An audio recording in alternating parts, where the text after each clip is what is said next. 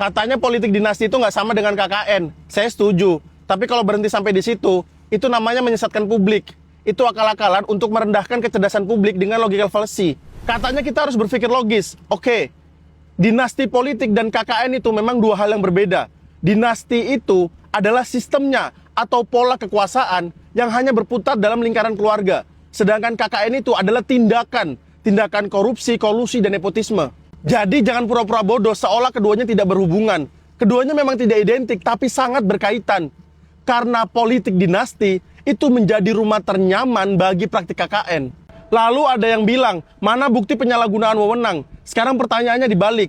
Kalau sejak awal akses kekuasaan lebih mudah didapat karena nama keluarga dan kekerabatan, apakah itu namanya ketidakadilan? KKN, korupsi, kolusi, dan nepotisme. Kita ambil dari huruf N-nya, nepotisme. Nepotisme adalah kecenderungan mengutamakan kekerabatan atau keluarga dalam memperoleh jabatan dan kekuasaan.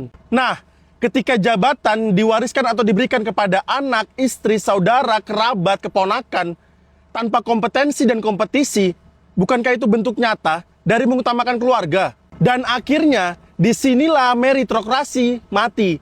Yang naik bukan lagi yang punya kemampuan, tapi yang paling dekat hubungan darahnya. Akibatnya, pengawasan melemah karena kekuasaan berputar di lingkaran keluarga.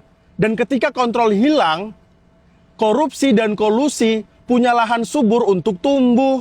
Jangan pura-pura polos. KKN itu bukan cuma selalu tentang amplop dan tanda tangan. KKN itu seringkali hadir dalam cara paling halus, yaitu membuka jalan untuk keluarga, menutup pintu dan jalan bagi orang lain.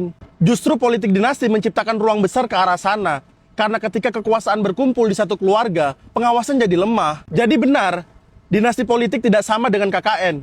Tapi dinasti politik itu menjadi pintu masuk dan rumah ternyaman bagi praktik KKN. Ini yang harus dipahami. Jangan menyederhanakan masalah hanya untuk membela pihak tertentu. BTW, bukannya Bapak dulu vokal banget mengkritisi politik dinasti ya? Dulu saya ngefans banget sama Bapak.